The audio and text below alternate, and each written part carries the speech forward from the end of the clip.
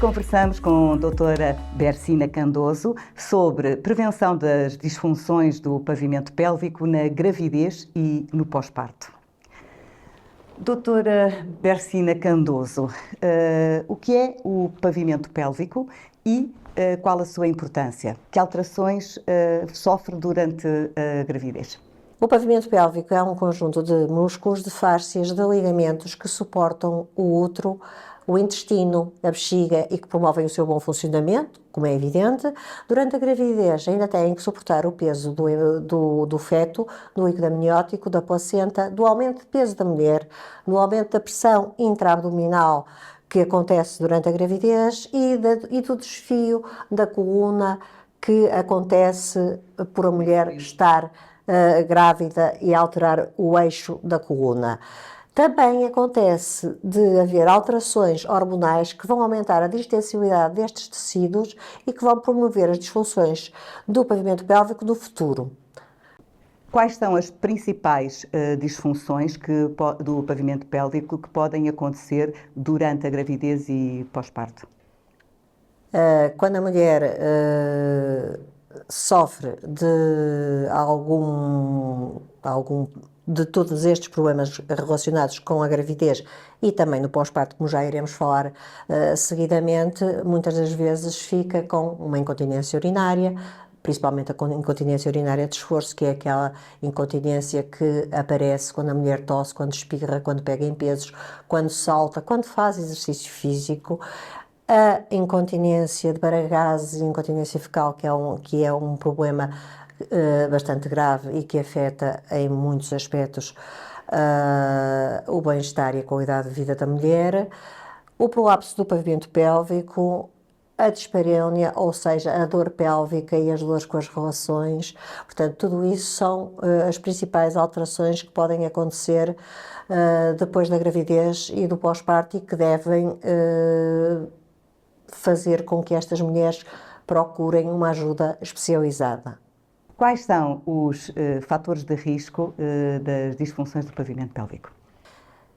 Existem fatores major, nomeadamente a obesidade e a doença pulmonar crónica obstrutiva, portanto a mulher que tem tosses crónicas. Depois existem a idade vai avançando, os nossos tecidos vão ficando mais laxos, com menos força e menos capacidade de sustentação, como é evidente. Depois Mas temos... se houver exercício? Se houver isso, já lá iremos. O exercício, claro que faz uma prevenção dessas alterações conforme a idade vai avançando, mas se lhe juntarmos a obesidade, as tosses crónicas, o componente genético, que é extremamente importante e que eu acho que é o principal problema nas disfunções do pavimento pélvico, ou seja, eu acho que existem famílias em que, apesar de não terem tido filhos, apesar de não terem os outros fatores promotores de disfunção do pavimento pélvico, vão ter prolapsos do pavimento pélvico, vão ter incontinências urinárias, pura e simplesmente porque têm uma transmissão hereditária de um colagênio fraco, portanto têm menos colagênio forte e mais colagênio fraco, e têm também aumentada a colagenólise, ou seja, a degradação do colagênio. E estas mulheres, mesmo sem outros fatores de risco, fazem disfunções do pavimento pélvico com muita facilidade. E até em idades bastante jovens. Se formos a ver em determinadas famílias onde as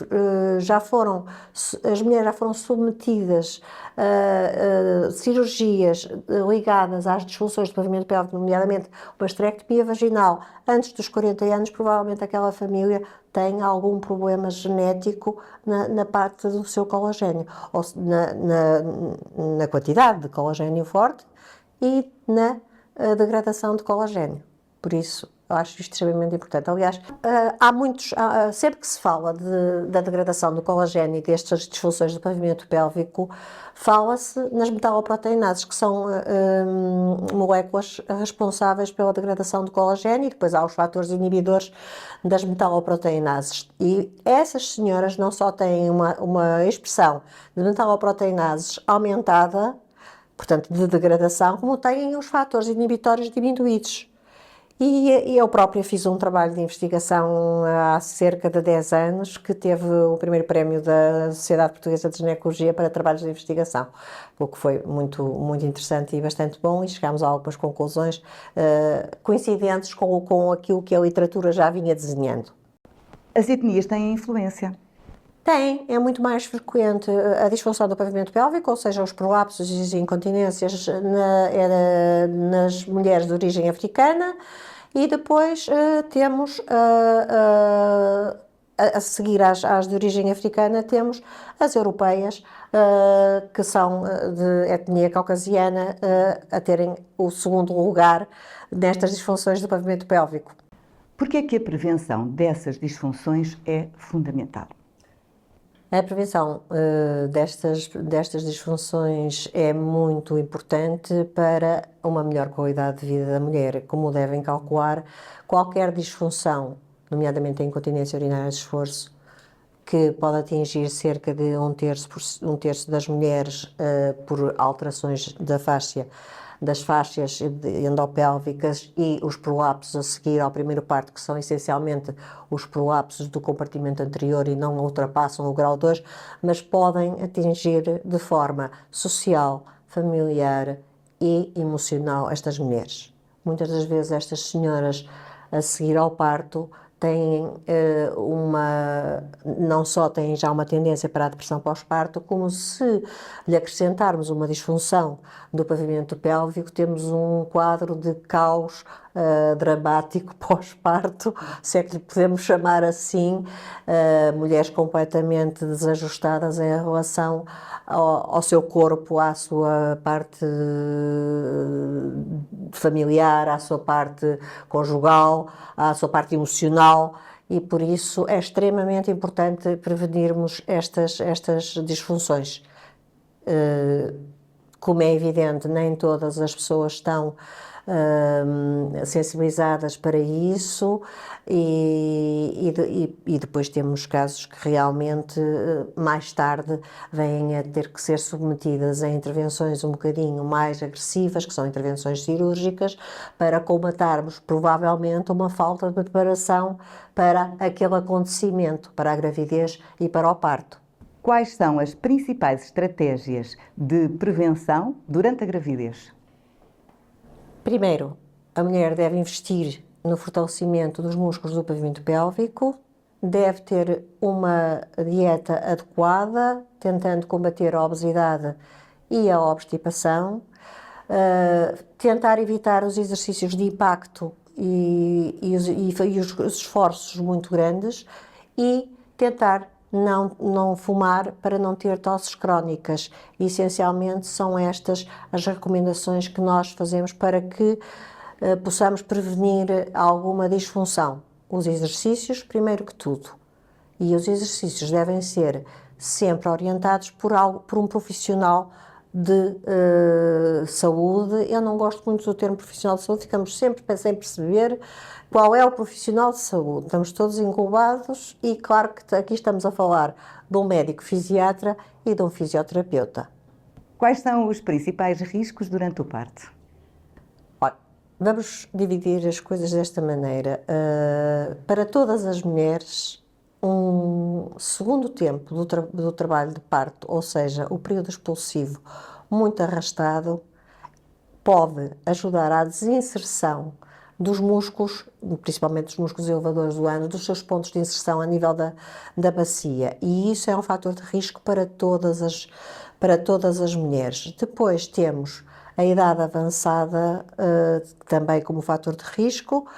Temos a utilização de fórceps e de ventosas, portanto o parto instrumentado, e as lesões a nível das fáscias, que levam essencialmente, como eu já disse, à incontinência urinária e aos pequenos prolapsos, e a desmielinização de um nervo que é extremamente importante em toda a parte da bacia e toda a parte que pode ser afetada pelo parto em si, que é o nervo pudendo. Esse nervo sofre uma desmielinização em 80% dos casos.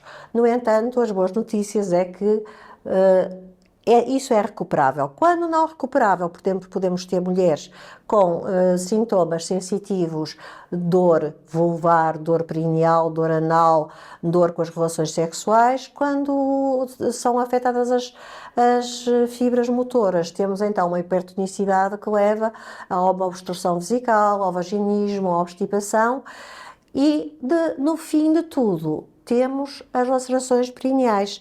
As lacerações perineais são aquelas mais que poderão afetar mais e de forma catastrófica a vida da mulher se atingirem o esfíncter anal, porque podem desde atingir a mucosa e a pele até chegar a atingir o esfíncter anal em vários graus, que não interessa estarmos agora a detalhar aqui muito, mas que seguramente mais tarde, se não forem reconhecidas e corretamente tratadas no imediato, mais tarde poderão vir a dar incontinências para gases e incontinências fecais, o que é um dos piores dramas que podemos desejar a qualquer ser humano, não é? Bom, teremos outros, não é? Mas este seguramente não é simpático. Como é que a fisioterapia pélvica pode ajudar na prevenção e na reabilitação? Na prevenção, sobretudo durante a gravidez, como é evidente, sobretudo no incitar os exercícios e verificar se os exercícios estão a ser bem efetuados. Também ajuda, como é evidente, na postura, vai ajudar também na respiração, vai ajudar no relaxamento da mulher. Portanto, tudo isso são ferramentas que irão ser uma mais-valia para levar a gravidez a termo e para que tenha um parto com menos implicações negativas. Diga-nos alguns dos exercícios. Os exercícios que são permitidos à grávida durante o seu tempo de gravidez e que são recomendáveis. Portanto, a caminhada é um dos exercícios que melhor pode fazer à grávida, não só porque vai combater a obesidade, como vai melhorar a parte circulatória, diminuir o edema. Depois temos a natação, que é extremamente importante para diminuir a carga sobre as articulações, diminuir as dores, aumentar a parte cardiovascular ou melhorar a parte cardiovascular, o relaxamento também, portanto, tudo isto extremamente importante. Temos o yoga e o pilates que, adaptado a cada trimestre, sobretudo, poderá ter algum papel importante e benéfico no relaxamento destas mulheres.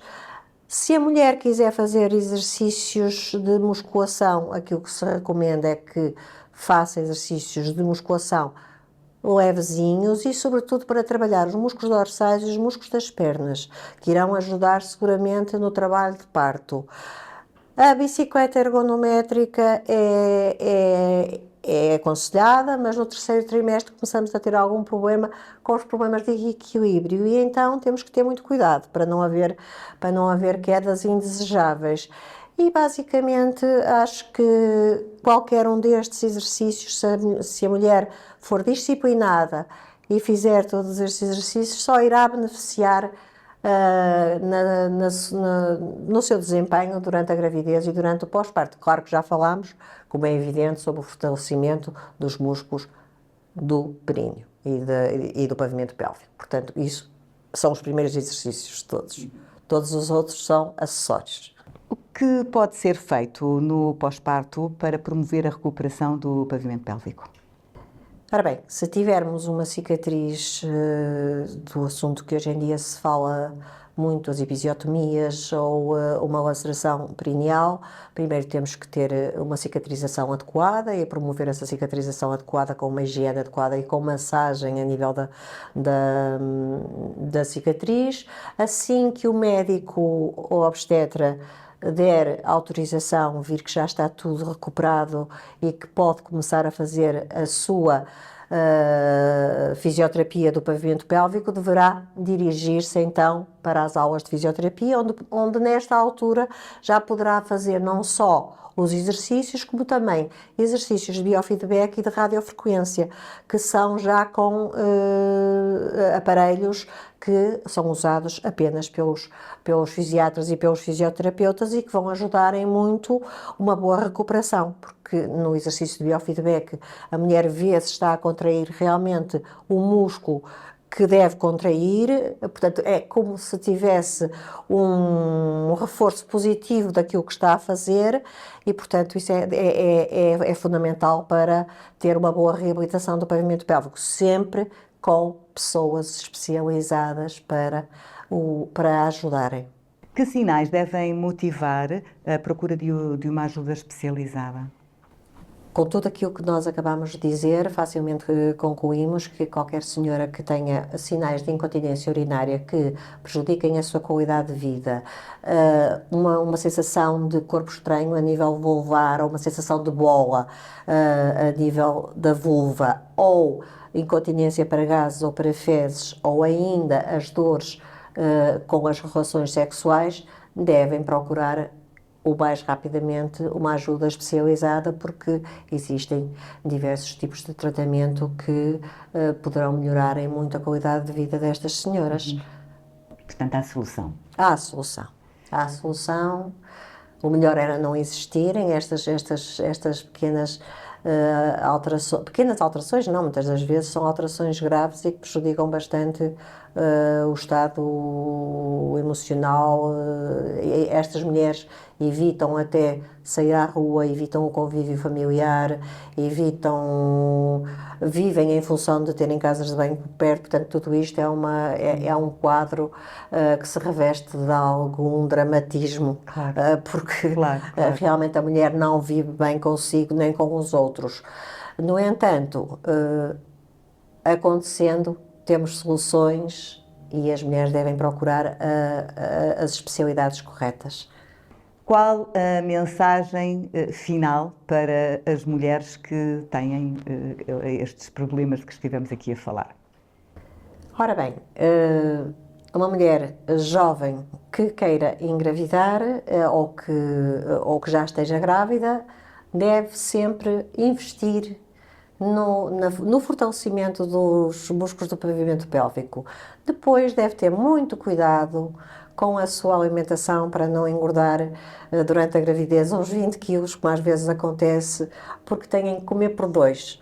Não têm, só têm que comer por 1, a criança vai buscar aquilo que precisar. E isso é um fator, como já falámos, um dos fatores major das disfunções do pavimento pélvico, a obesidade, não é?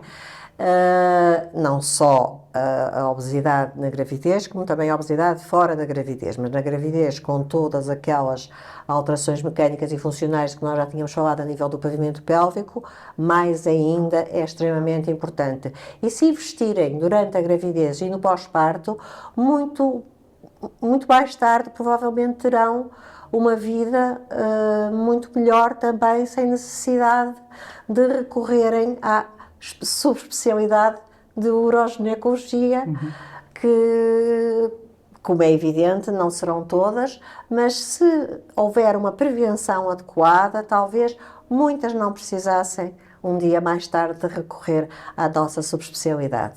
Ou seja, resumindo, tem que se prevenir. Exatamente, e procurar a ajuda especializada. Obrigada. Sempre.